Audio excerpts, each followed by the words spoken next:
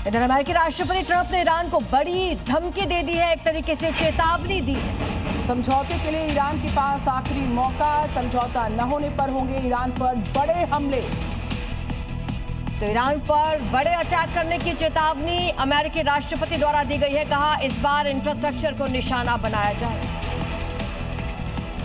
राष्ट्रपति ट्रंप ने कहा है कि अमेरिका ने ईरान के लिए निष्पक्ष और उचित डील पेश की है, लेकिन अगर समझौता नहीं हुआ तो ईरान में इंफ्रास्ट्रक्चर पर बड़े हमले किए जाएंगे।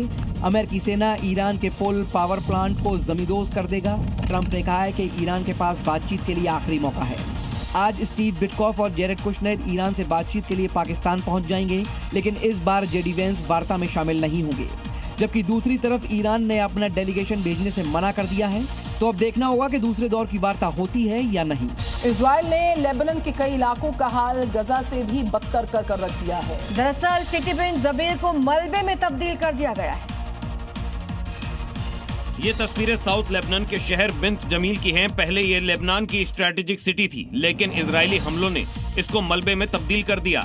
पूरा शहर बर्बाद हो चुका है। यहाँ अब इंसान नहीं, सिर्फ मलबे का ढेर बचा है। दूर दूर तक सिर्फ बर्बादी के निशान दिखाई दे रहे हैं। लाखों लोग इस शहर को छोड़कर भाग चुके हैं, जबकि हजारों इस मलबे में दब गए हैं। बिंत जमील शहर का ये बर्ड आई व्यू देखिए, जिसमें पूरा शहर ही समतल दिखाई दे रहा है। जहाँ कभी ऊंची ऊंची इमारतों में लाखों लोग रहा करते थे, अब वहाँ सिर्फ धूल, धुआं और टूटी बिल्डिंग्स का मलबा बचा है।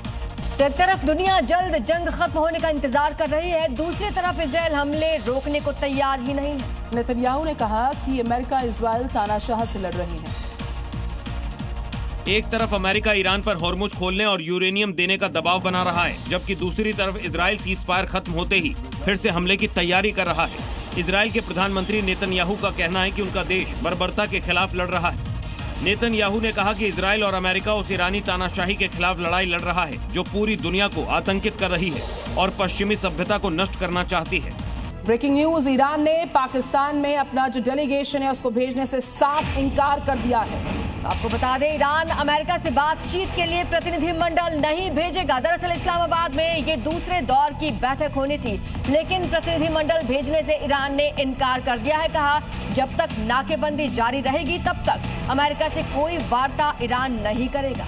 ईरान ने साफ कहा है कि जब तक ईरानी बंदरगाहों की नाकाबंदी जारी रहेगी तब तक ईरान शांति वार्ता में हिस्सा नहीं लेगा। इसके साथ ही ईरान ने यह भी कहा है कि हॉर्मुज स्ट्रेट में मैनेजमेंट के लिए एक मसौदा तैयार किया गया है, जिसको जल्द ही लागू किया जाएगा। इतना ही नहीं, ईरान ने एक बार फिर साफ कर दिया है कि इजरायली जहाजों को होर्मुज से गुजरने नहीं दिया जाएगा। सिर्फ इजराइल और अमेरिका ही नहीं, बल्कि उन दुश्मन देशों को भी ईरान होर्मुज से तब तक नहीं जाने देगा जब तक उसके नुकसान की भरपाई नहीं हो जाती।